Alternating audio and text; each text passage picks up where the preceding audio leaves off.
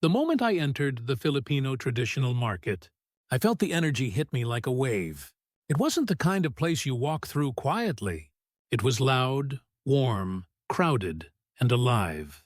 Vendors shouting prices, buyers carrying plastic bags filled with vegetables, motorbikes, squeezing through impossibly tight spaces, and steam rising from stalls selling freshly cooked meals. Today, I wasn't just here to film. I was here to work.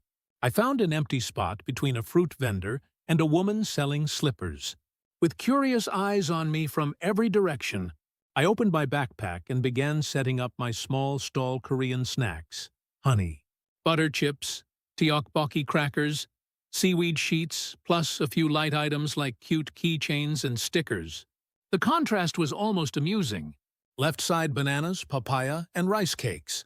Right side sandals and phone chargers. In the middle, a Korean guy arranging bright-colored snack bags like it was a mini Kmart. The neighboring vendors gathered around immediately. "Korean? You selling here?" one man asked, laughing. Another teased, "You know how to haggle?" I realized I was already being tested. Unlike in Korea, where prices are fixed and printed, this market was built on negotiation. Here, price wasn't just a number, it was a conversation.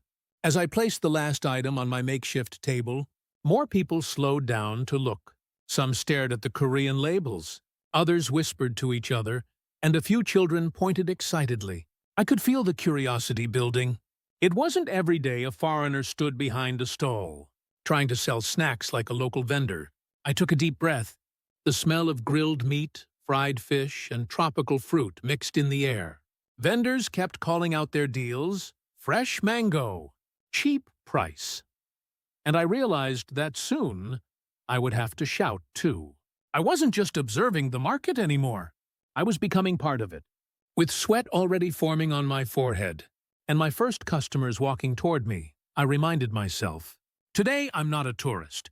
I'm a market vendor, and whatever happens next, it's going to be real. The first customer approached sooner than I expected, an older woman carrying a basket full of vegetables. She stopped right in front of my table, picked up a bag of honey, butter chips, squinted at the Korean lettering, and asked the question every vendor fears on their first day. "How much?" I gave the price confidently. Too confidently? She raised an eyebrow. "Last price?" Just 2 words, but they hit me harder than Manila traffic. In Korea, prices are printed and non-negotiable. Here, the real price only appears after a conversation. I hesitated, and she smiled. She could already tell I was new. Before I could answer, a vendor next to me called out jokingly, "Don't give him Korean price!" The other vendors laughed. I instantly understood Korean price meant overpriced, tourist price, or simply, you don't know what you're doing yet. It was both a warning and a welcome. I tried lowering the price a little. She countered immediately with an even lower offer. This wasn't negotiation, this was sport. She was enjoying it, and I was sweating. Finally, we met somewhere in the middle. She nodded, paid, and walked away, satisfied. When she left, one of the fruit vendors whispered, "Good job, you survived your first one." But my battle was just beginning. The next customer, a teenager, picked up a bag of tteokbokki crackers and confidently said, "How much, kuya?" Before I even answered, he added, "Discount?" It was like everyone in the market had agreed to teach me a lesson. I learned quickly. First price, test price. Counteroffer required. Walking away strategy. Final price usually lower than I expected. Some customers were playful, others serious. Some tried to buy one piece instead of one bag. One man asked if I had Korean spicy-level snacks and then tried to taste test without paying. Every sale was a negotiation, a short relationship, and sometimes a comedy routine. By the time the morning crowd picked up, I was already adjusting my pricing on the fly. The vendors behind me kept laughing and cheering, offering advice. If they smile too much, they want a big discount. If they bring friends, make them buy too. If they ask too many questions, raise the price. It was chaotic, unpredictable, and unbelievably fun. I wasn't just selling products anymore. I was learning the unwritten rules of a culture where price is a conversation, not a sticker, and I had the feeling the next chapter would only get stranger. By midday, the market had transformed into a living river of people. The morning's gentle curiosity turned into a non-stop flow of customers, weaving between stalls, calling out prices, and stopping anywhere. Something caught their eye.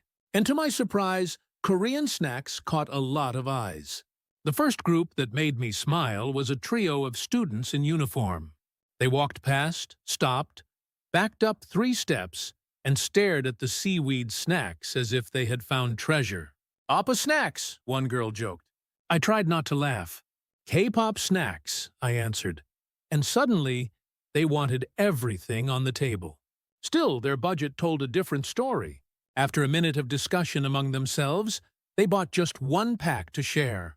That became a pattern throughout the day. In the Philippines, I realized, people love to buy in small amounts. 1 pack, 1 piece, 1 item to try first. They stretch each peso carefully, not because they're cheap, but because they're strategic. Buying in groups, sharing snacks, splitting cost, it's a social economy. A mother with her daughter approached next. She lifted a Korean jelly pack and examined it closely. She likes K-dramas, the mother said. But when she heard the price, she hesitated. The daughter tugged her sleeve. Without a word, I lowered the price slightly. The mother smiled and nodded. Sale made.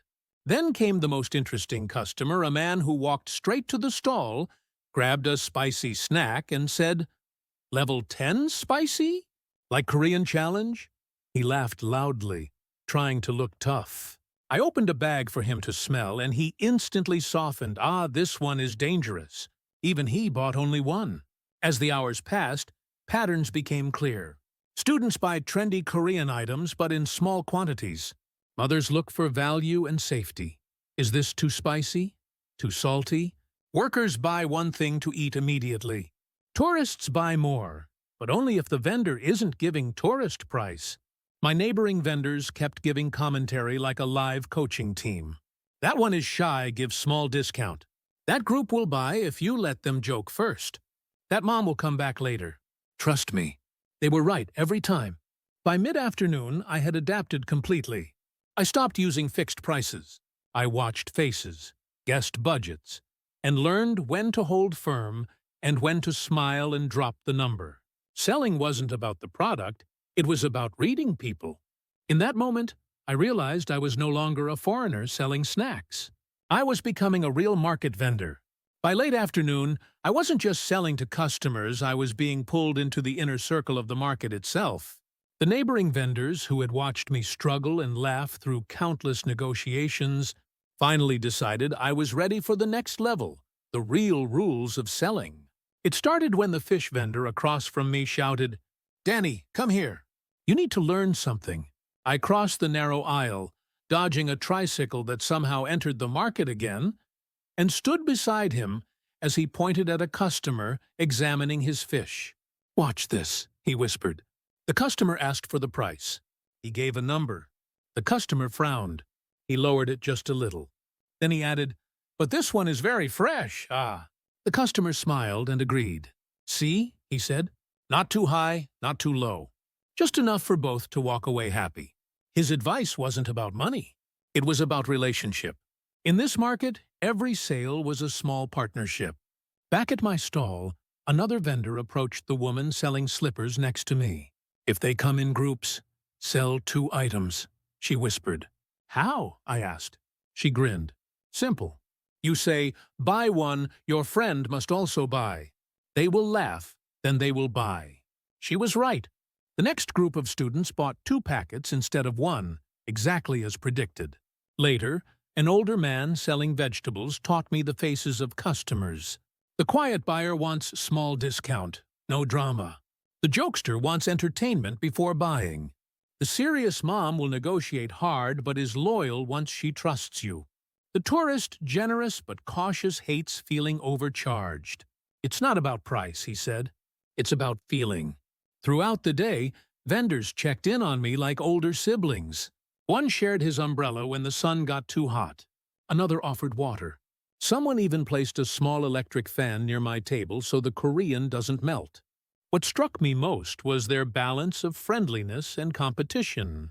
They fought for customers, yet helped each other survive.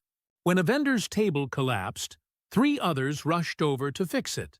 When a child got lost, the entire row stopped selling until they found the mother.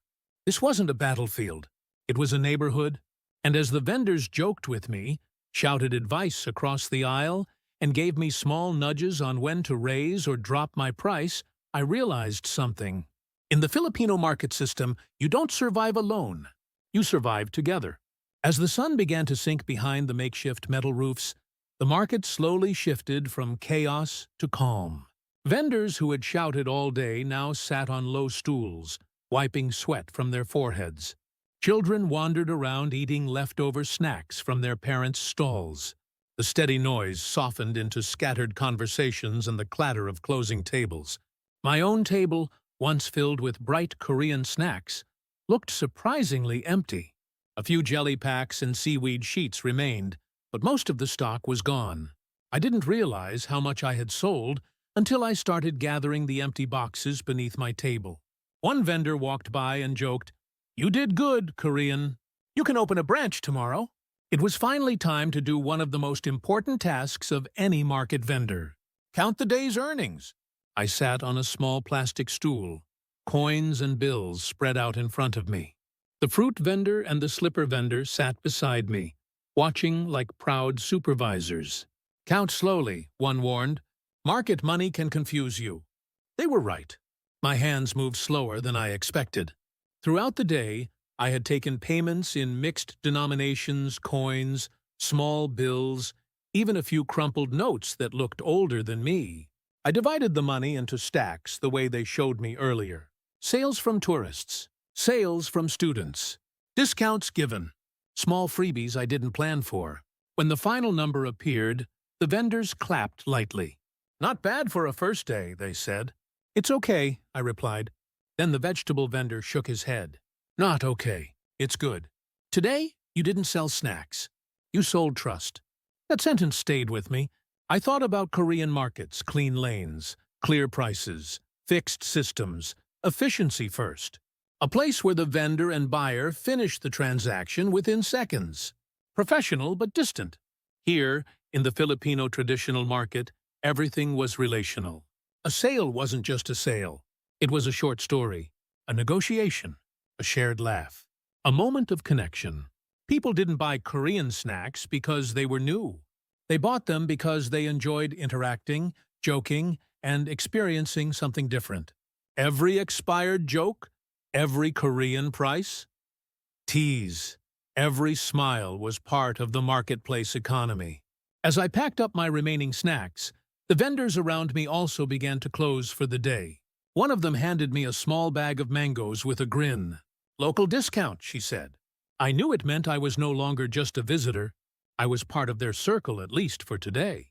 When I stepped out of the market and looked back one last time, the noise, heat, and chaos felt like a warm hug.